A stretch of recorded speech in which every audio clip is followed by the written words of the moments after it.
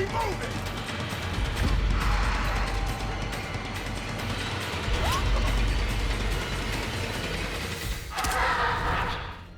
Right from the very beginning, I remember shooting Pitch Black, and I remember thinking, there is some place to go with this character. The possibilities of exploring Riddick's world just kept haunting me.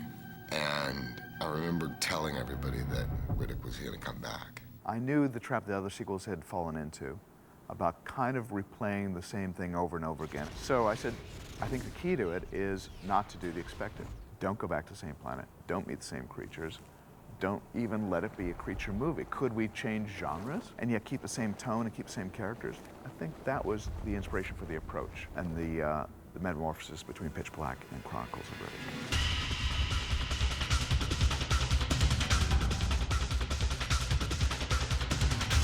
Once I was done shooting X, I'd look into the mirror and I would see Riddick looking back at me. And that is a pretty good indication that it's time to play Riddick. Riddick is an interesting character because I think he knows there's something special about him. And I think that he is afraid of this responsibility.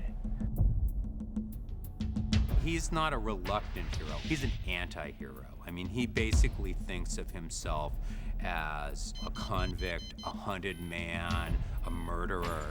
He thinks there's nothing redeeming about it. Guns work, water works, rope works, big coats work for first team, next shot. As a science fiction guy, David brings a lot of science into it.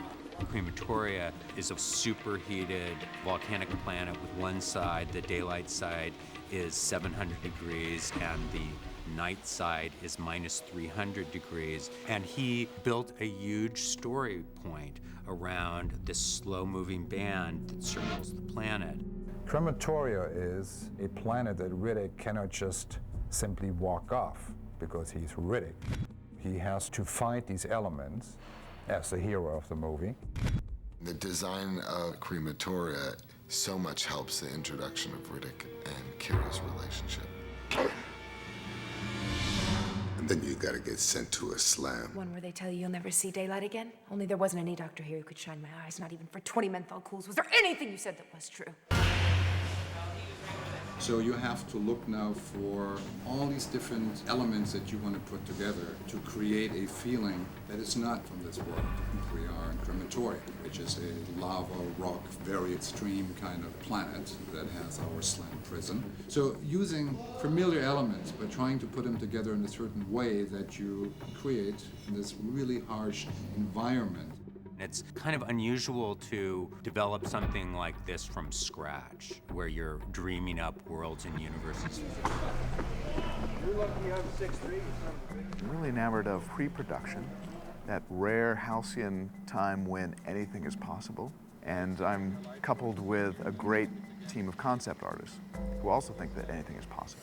On to Crematoria, guys. We started basically planning the movie in Los Angeles. We had a long period of think tanking at the beginning. I was then hiring more and more people, obviously starting with illustrators, just to develop a visual concept. What's nice about working with Holger Gross, the production designer, is he's a team player. He uses me in that developmental art as well as being the facilitator, more manager guy of an art director. I'm a big believer in having stuff on the wall, something to look at. So the process was complex, from sketch drawings to Photoshop. So usually I lay out sizes, floor plans, just a feeling, sketches, so that I can give it to the next person down. The slam world is kind of a half-buried prison. It's partially covered over by outbursts of lava. So it's about part run-down prison, and the equipment is maintained barely. Holger had ideas that slam was kind of like a Russian gulag. It was in disrepair, a lot of exposed wiring, it's run down. You're almost not sure who's a prisoner and who's a guard. And just kind of going on that, we did some looks of grungy hardware and dilapidated items. The slam sled is kind of this beat up amusement park ride in the middle of the movie. It's really cool.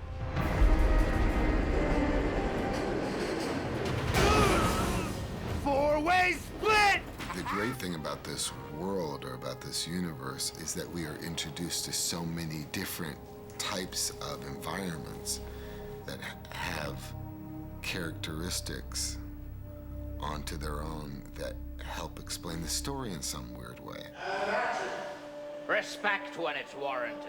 David really didn't want a terrestrial look, so we chose to do this all on stage, which means we have these huge sets, which create a real environment for actors to work in.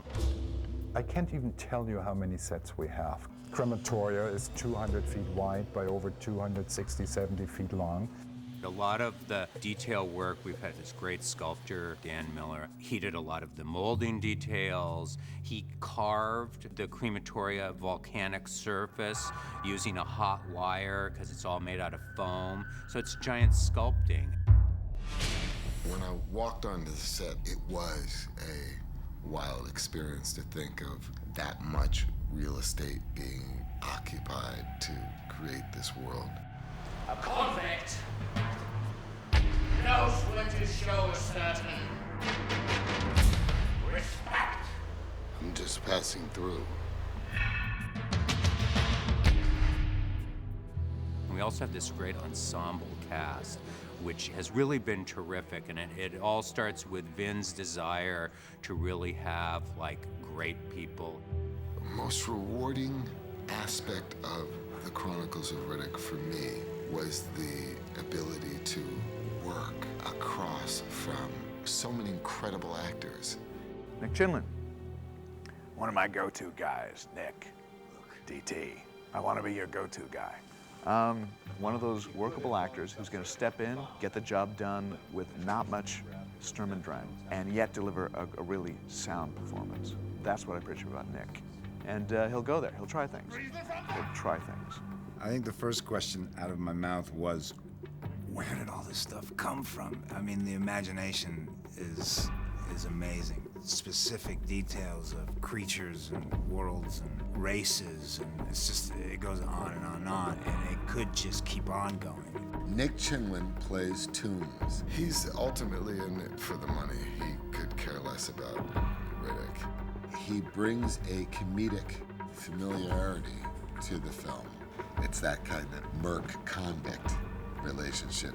Riddick is very cocky and very quiet, kind of the opposite from Toombs, and so Toombs wants to let him know just exactly who caught him, what he is and where he's from and all that stuff, and he crows about it for a little bit too long. You know, you're supposed to be some slick shit killer. Now look at you. All back of the bus and shit.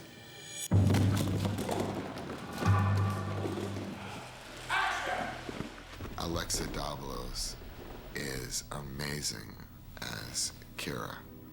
I couldn't even call her Alexa. After our first meeting, I referred to her as Kira from then on. I feel like I've been so blessed with this part because there's so many layers to her. She's got an enormous, almost a fog that doesn't see the joy in things, and yet there are those little tiny moments where you see she's really still a kid, you know, and she's got her quirky moments. The character as written was very tough, yet she has such a natural sympathy.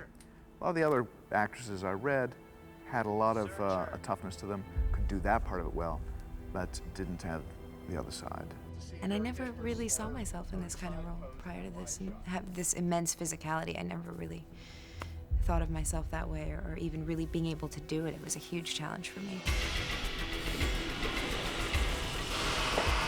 Yeah, Alexa's awesome.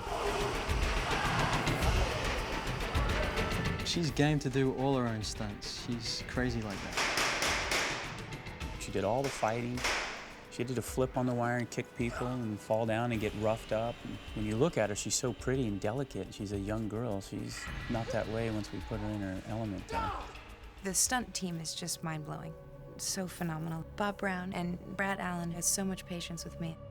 She was chomping at the bit and wanted to fly and wanted to fight. And she'd be there at midnight if we asked her to come and train. She kicked ass in it, to say the least. She did a really good job. I'm surprised I'm still standing. The name's Kira now, and I'm a new animal. Get his ass kicked! City. coordinators, these incredible fight coordinators. One of the things that I tried to convey was that Riddick is a very grounded fighter.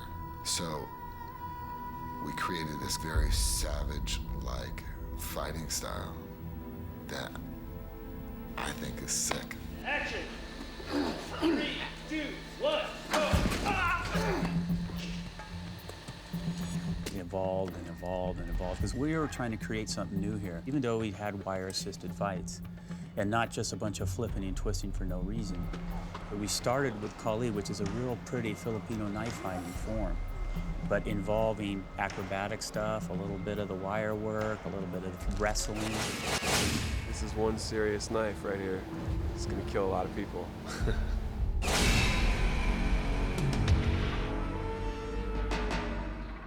Riddick is a blade specialist. He has spent many years in the confines of a prison that would only allow him a shiv or the resources to make a blade.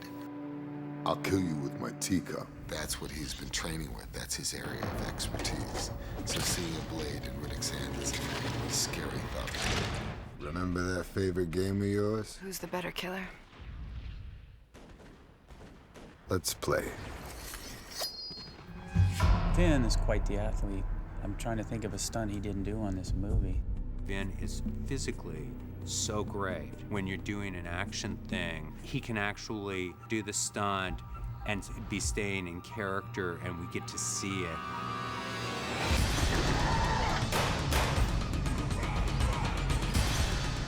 A lot of the fights that you see in the movie are really Vin. We have a fight choreographer as well, but Vin can put the Riddick flourishes on a fight sequence. And that's the cut, thank you. Cut. Very nice. Reset will go. So that's what I expect of Vin physically, and he expects of himself. When Dave and I are talking about the story, it's more fun than anything else because we're just exploring the possibilities. Vin is a guy that has a lot of ideas, but it's for the better of the movie. Having 2 films under our belts now, I think we've got to the place where we think of each other as brothers. That dies. Cool. Very cool. We have more of a fraternal-like relationship than anything else because we challenge each other as much as we can. And we've been bound by the reality of Pitch Black, which was, for both of us, a kind of an awakening period in our lives where we both take a lot of pride in that, and we wanted to extend that.